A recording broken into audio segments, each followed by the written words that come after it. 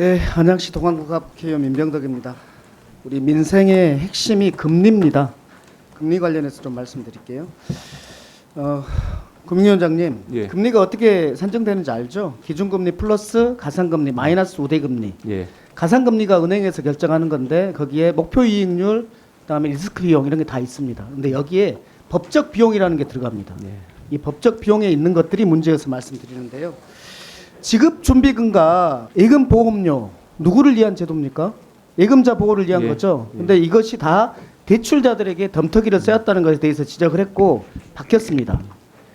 또 하나 말씀드릴게요. 보험약관 대출에 대해서 지난 국감에서 얘기 드렸는데 보험약관 대출은 조달 비용이 안 들어요. 그런데 신용금리보다 더 비싸요. 이 문제를 제기했더니 이번에 또 이제 모범 기준을 바꾸셨더라고요. 그런데 뭘 안 바꾸셨냐면 제가 가산금리 속에 포함되어 있는 출연료에 대해서 말씀드린 바가 있습니다. 근데 여기에 대해서는 안 바꾸고 있어요. 대답을 안 하고 있어요. 금융위원장님도 우리 민생의 핵심인 금리가 혹시 부당한 게 있는지 계속 살펴봐야 되는 거 아니겠습니까?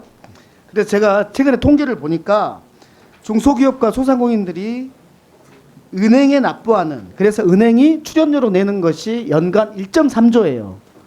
그런데 은행이 보증대출로 벌어들이는 돈은 3.4조입니다. 3.4조를 벌어들이는데 출연금은 1.3조를 내는 거예요.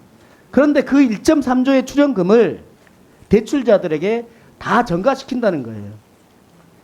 그러면은 은행은 하나도 손해를 안 보고 3.4조를 넣는데, 그런데 이 보증 비율이 85%에서 90%입니다. 85%라는 것은 약간의 위험이 있는 거죠. 100%라는 것은 위험이 전혀 없는 거죠.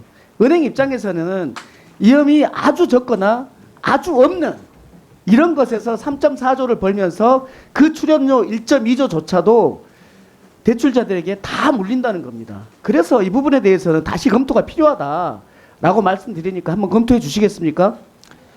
예, 한번 들여다보겠습니다. 근데 이게 앞에서 말씀하신 그 검토해 예금자 주십시오. 보험료 이런 부분하고는 조금 다르고 이건 제가 이걸 대출금리에 가지고 예. 매우 논쟁을 여러 번째 하고 예, 있으니까 예. 검토하셔서 예. 종감 전에 저한테 좀 얘기 좀 주세요. 예, 일단 또 하나 말씀드릴게요.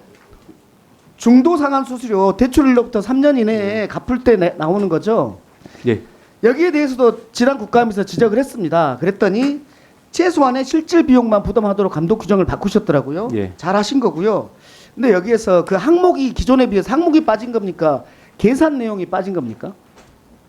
항목이 빠진 부분도 둘 다 빠졌다고 하더라고요. 예. 그래서 제가 이렇게 물었습니다. 그럼 어떤 항목이 부당하게 포함되어 있었고 어떤 계산이 과대하게 되었는지 그 자료를 달라라고 했더니 그 자료를 안 주고 계세요. 그건 지금 작업 중입니다. 확정이 안 됐어요. 좀 주십시오. 예, 예. 그러니까 우리가 어떤 정책을 할 때는 뭐가 문제였는지를 먼저 봐야 되잖아요. 예, 예. 그러면 문제는 항목 줄인 것도 있지만은 기간을 줄일 수는 없을까요? 지금 3년을 예를 들면 대출이 6개월이 지나면은 원스톱 대환 대출 플랫폼에서 저금리로 가산할 수 있습니다. 아시죠? 예.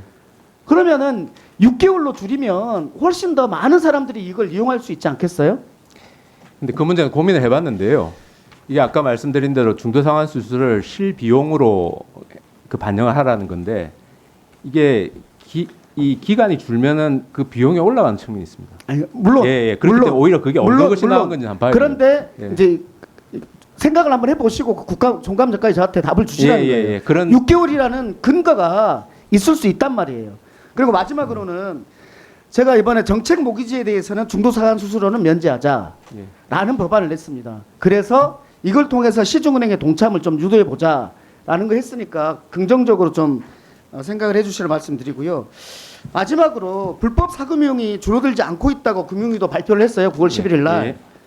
그런데 어떻게 하면은 불법 사금융을 줄일 수 있을까?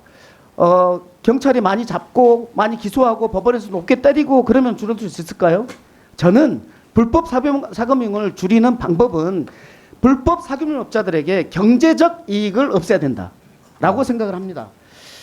예를 들어서 지금 불법 사금융업자들이 50%, 100% 이렇게 이자를 받다가 그들이 걸리면 몇 프로 냅니까? 몇 프로 받습니까? 아마 최고 이자율까지. 그러니까 20% 받잖아요. 예. 안 걸리면 대박, 걸려도 중박 그렇게 되는 거 아닙니까? 근데 이걸 다 막을 수도, 다 잡아낼 수도 없고 그래서 제가 주장하는 게 뭐냐면 불법 사금업자들의 불법 행위로 인한 것에 대해서는 이자 약정만큼은 무효로 하자라는 법안을 냈거든요. 불법인 것에 대해서는 이자는 무효로 하자라고 했더니 우리 금융위에서 검토 의견을 이렇게 했어요. 이렇게 되면은 우리 국민들이 법을 악용해서 불법 사금업자하고 계약을 하게 된다. 즉 우리 국민들이 사기를 쳐가지고 불법 금융업자들이 피해를 당한다. 이렇게 검토 의견을 냈어요. 저 이거 좀 깝깝한 노릇이라고 생각합니다.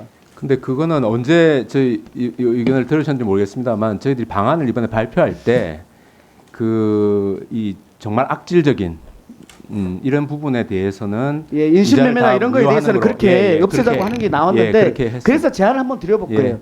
전부를 이자를 없애는 게 부담스럽다면 상사 이자가 6%잖아요. 6%로는 줄일 수 있는 거 아닙니까? 예, 그 이번에 저희들 방안에도 그게 포함되어 있습니다. 불법 사금융 그러니까 등록하지 않은 사금융 업자의 경우에는 그건 불법 행위니까 어쨌든 그렇습니다. 6%까지. 불법 사금융에 대해서는 유인을 경제적 유인을 없애야 된다. 경찰이 잘 잡으면 된다.